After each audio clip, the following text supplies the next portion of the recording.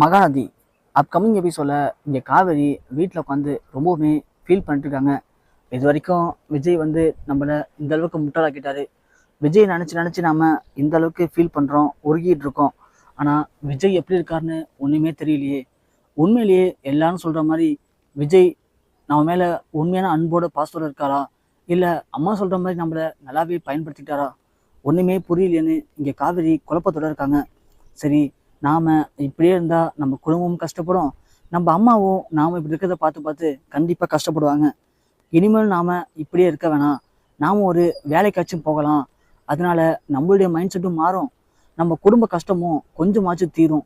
இல்லைனா மாமா மட்டும் ஒரு ஆளாக நின்று தனியாக கஷ்டப்படுவார், அவரும் பாவம் தானே அப்படின்னு இங்கே தமிழ்ச்செல்வி முடிவு பண்ணுறாங்க.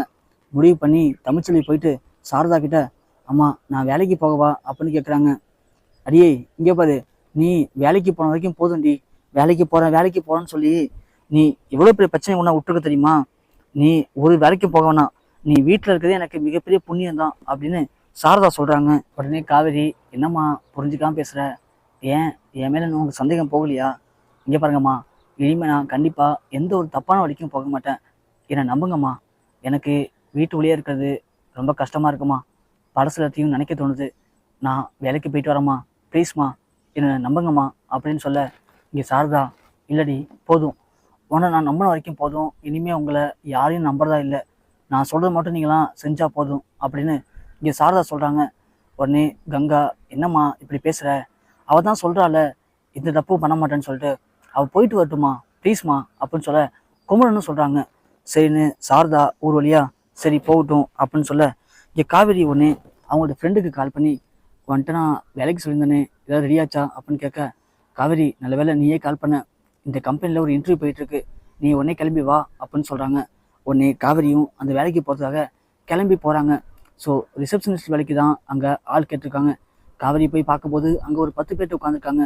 காவேரி ஒன்று, என்ன இது இவ்வளோ பேர் இருக்காங்களே, நமக்கு வேலை கிடைக்குமா அப்படின்னு யோசிச்சுட்டே உட்காந்துருக்காங்க. அப்படி உட்காந்துருக்கும் போது இங்கே காவேரி ஃப்ரெண்டு வராங்க. வந்து காவேரியை பார்க்குறாங்க.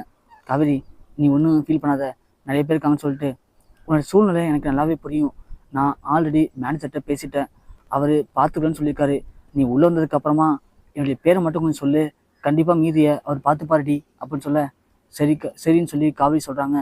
இங்கே மேனேஜர் இன்டர்வியூ எடுத்துகிட்டு இருக்கும்போது காவேரியை பார்க்குறாரு. காவேரியை அவருக்கு நல்லாவே தெரியும்.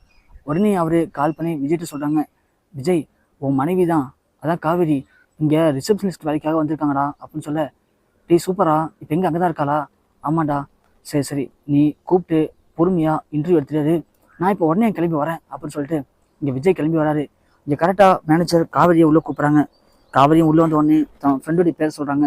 அவங்க தான் ரெக்கமெண்ட் பண்ணியிருக்காங்க அப்படின்னு சொல்ல, சரிம்மா ஒன்றும் ரெக்கமெண்டேஷன் தேவையில்லை, பரவாயில்ல அப்படின்னு சொல்லி இங்கே பேச்சு கொடுக்குறாரு. கொடுத்துருக்கும்போது கரெக்டாக விஜய் வந்துடுறாங்க. வந்த உடனே இங்கே விஜயை பார்த்து காவேரி ஷாக் ஆகுறாங்க. காவேரி உடனே விஜயை பார்த்து, விஜய் நீங்கள் இங்கே வந்தீங்க அப்படின்னு கேட்க, ஏன் காவேரி, உன்னை பற்றி நல்லா தெரிஞ்சது நான் தானே, அப்படி இருக்கும்போது உன்னை இன்டர்வியூ பண்ணும்போது நான் தானே இங்கே இருக்கணும், உன்னை பற்றி டீட்டெயில்ஸ்லாம் நான் தான் சொல்ல முடியும் அப்படின்னு விஜய் சொல்ல, காவேரி ஒன்று, இங்கே பாருங்கள் தேவையில்ல பச்சம் பண்ணாதீங்க, ஒழுங்காக போயிடுங்க. என்ன காவேரி, அப்போ நான் முக்கியம் இல்லையா, நான் அவ்வளோதானா, என்னை வெறுத்து ஒதுக்கிட்டியா, இனிமேல் அப்போ நீ என்கிட்ட பேச மாட்டியா அப்படின்னு விஜய் கேட்க, இங்கே பாருங்கள் விஜய், நான் உங்கள்கிட்ட இனிமேல் பேசுறதாவே இல்லை, போதும், நீங்கள் என்ன கான்ட்ராக்ட் மேரேஜ் வச்சு என்னை கஷ்டப்படுத்த வரைக்கும் போதும், நான் அனுபவிச்ச வரைக்கும் போதும், இனிமேல் நான் ஏமாற போகிறது இல்லை, தயவு செஞ்சு நீங்கள் கிளம்புறீங்களா அப்படின்னு இங்கே காவேரி சொல்கிறாங்க. விஜய் ஒன்று, அப்போல்லாம் போக முடியாது காவேரி, உன்னை விட்டு நான் போகவே மாட்டேன் அப்படின்னு சொல்கிறாங்க. போதும் விஜய், சும்மா அப்படி நடிக்காதீங்க, நடிச்சு எங்களை ஏமாத்தின வரைக்கும் போதும் அப்படின்னு காவேரி சொல்கிறாங்க. உடனே விஜய், என்ன காவேரி, உங்கள் அம்மா மாதிரியே பேசிகிட்டு இருக்க, உங்கள் அம்மாவோ உங்கள் அக்காவோ இப்படிலாம் பேசுனா கண்டிப்பாக எனக்கு எந்த ஒரு கஷ்டமும் இருக்காது, ஆனால் அதே வார்த்தையை நீ பேசும்போது எனக்கு ரொம்ப கஷ்டமாக இருக்கு காவேரி, ப்ளீஸ் காவேரி இப்போலாம் தர்ஷினிகிட்ட பேசாத. ஏன் பேசினா உங்களுக்கு ரொம்ப கஷ்டமாக இருக்கா, அப்படி தானே நீங்கள் பண்ணீங்க, என்னை எவ்வளோ கஷ்டப்படுத்திருப்பீங்க, இந்த கான்ட்ராக்ட் மேரேஜ்னு வச்சுக்கிட்டு என்னென்ன பாடுபடுத்துனீங்க, கடைசி வரைக்கும் நீங்கள் அதை வச்சுக்கிட்டு தானே என்னை மிரட்டினீங்க, அப்படி இருக்கும்போது உங்களுக்குலாம் என்ன, ஒழுங்காக இங்கேருந்து போயிடுங்க, உங்களுக்கு அவ்வளோதான் மரியாதை அப்படின்னு விஜய் சொல்ல, காவேரி ஒன்று அப்படியே அதிர்ச்சியாகி நிற்கிறாங்க. காவேரி இப்பெல்லாம் பேசுவேன் நீனு அப்படின்னு கேட்க, எனக்கு என்னமோ காவேரி இதெல்லாம் நீயா பேசாமல் தெரில, யாரோ சொல்லி கொடுத்தா நீ பேசாமல் தெரியுது அப்படின்னு சொல்லவும், காவேரி ஒன்று, என்ன விஜய், என்னை என்ன சின்ன பிள்ளையா நினச்சிட்டு இருக்கீங்களா, நான் ஒன்றும் சின்ன பிள்ளைலாம் இல்லை, ஏதோ உங்கள் மேலே நான் உண்மையாக அன்பு வச்சுருந்தேன், அதனால நீங்கள் பண்ண எல்லாத்தையும் பொறுத்துக்கிட்டு போனேன். ஆனால் எப்போ அதெல்லாம் பொய்ன்னு தெரிஞ்சதோ அப்போவே நான் தெளிஞ்சிட்டேன். நான் விவரம் ஆயிட்டேன். இனிமேல் நான் ஏமாற போகிறது இல்லை. ஒழுங்கா இங்கேருந்து போயிடுங்க அப்படின்னு இங்கே காவேரி சொல்கிறாங்க. விஜய் ஒன்று, காவேரி நீ என்ன பண்ணாலும் சரி, என்னை அடித்து விரட்டினாலும் சரி, கண்டிப்பாக நான் உன்னை விட்டு போக மாட்டேன். ஏன் ஏன் நான் உங்களுக்கு அதான் உங்கள் வீட்டில் வெண்ணிலா இருக்காளே, அப்புறம் என்ன? ஐயோ காவேரி, வெண்ணிலா என்ன வெண்ணிலா? 1000 வெண்ணிலா வந்தாலும் என்னுடைய நினப்பு, என்னுடைய காதல், என்னுடைய அன்பு, பாசம் எல்லாமே நீ மட்டும்தான். நீ தான் என்னுடைய உயிர். அது உனக்கு புரியாதா காவேரி? ஏன் அப்படி புரியாத மாதிரி நடிச்சிட்டு இருக்க? நான் உன் மேலே எவ்வளோ அன்பு வச்சிருக்கேன்னு நானே உன்ட்டு சொல்லியிருக்கேன். அதை கூட புரிஞ்சுக்காத மக்கா நீ இருக்காத காவேரி. ஆமாங்க, மக்கு தான் நான். மக்கா இருந்தாலும் தானே நல்லா ஏமாத்துறீங்க. இங்கே பாருங்க, உங்களோட பேசுறது எனக்கு வேஸ்ட்டு. நான் எங்கள் அம்மா சொல்லிட்டு வந்திருக்கேன். நான் வேலைக்கு தான் போகணும்னு சொல்லிட்டு. நான் மட்டும் உங்க கூட பேசுறது தெரிஞ்சது எங்கள் அம்மாவுக்கு, அப்புறம் எங்கள் அம்மா என்ன சந்தேகப்படுவாங்க. எங்கள் அம்மா என் மேலே நம்பிக்கை இல்லாமல் போயிடுவாங்க. நான் கிளம்புறேன் அப்படின்னு காவேரி எங்கேருந்து கிளம்பிடுறாங்க. உடனே விஜய், சரி மச்சான் நான் பேசிட்டு வரேன்டா அப்படின்னு சொல்லிட்டு அந்த மேனேஜர்கிட்ட விஜய் சொல்லிட்டு அங்கேருந்து கிளம்பிடுறாங்க. காவேரி போயிட்டு இருக்காங்க. விஜய் ஒன்று, காவேரி பின்னாடியே போனால் காவேரி இப்போ எந்த வீட்டில் தங்கியிருக்கா அப்படிங்கிற அட்ரஸை கண்டுபிடிச்சிடலாம் அப்படின்னு விஜய் காவேரிக்கு தெரியாமல் பின்னாடியே ஃபாலோ பண்ணி வராரு. ஆனால் காவேரி பார்த்துறாங்க. ஒரு கட்டத்தில் விஜய் வரதை பார்த்த காவேரி இறங்கி போய் திரும்ப விஜய்கிட்ட பேசுகிறாங்க. என்ன விஜய், உங்களுக்கு என்னதான் பிரச்சனை? எதுக்கு இப்போ என் பின்னாடி வரீங்க? நீங்கள் மட்டும் என் கூட வரதை எங்கள் அம்மா பார்த்தாங்கன்னா கண்டிப்பாக எங்கள் அம்மா என்ன கண்டுபிடித்து திட்டுவாங்க.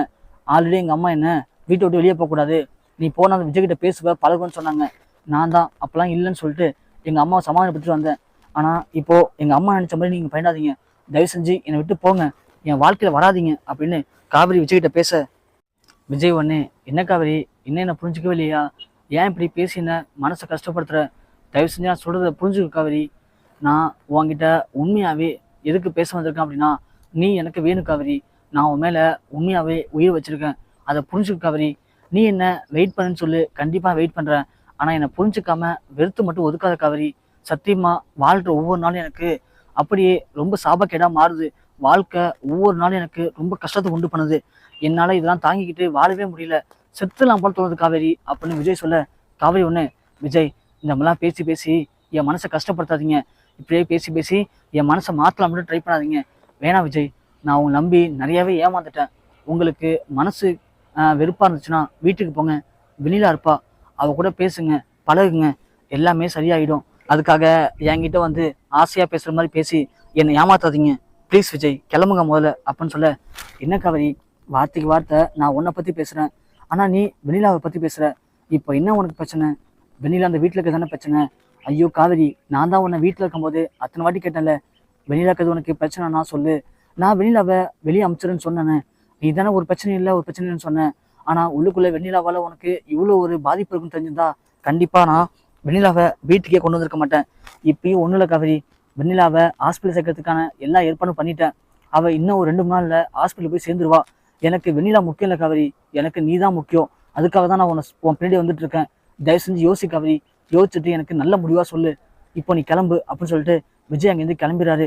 காவேரி அப்படி யோசிக்கிறாங்க, என்ன இது நம்ம இவ்வளோ பேசினாலும் விஜய் கொஞ்சம் கூட கோவப்படாமல் நமக்கு அன்பா ஆதரவாக தானே பேசுகிறாரு. ஒருவேளை விஜய் நம்ம மேலே உண்மையாகவே காதல் வச்சிருக்காரா, நம்ம தப்பாக புரிஞ்சுக்கிட்டோமா அப்படின்னு விஜய் குழப்பத்தோடைய வீட்டுக்கு போகிறாங்க. ஸோ சீக்கிரமே விஜயை புரிஞ்சுக்கிட்டு காவேரி விஜய் கூட சேர்ந்து வாழணும்னு நினச்சிங்கன்னா மறக்காமல் இந்த வீடியோவுக்கு ஒரு லைக் பண்ணி தெரியப்படுத்துங்க.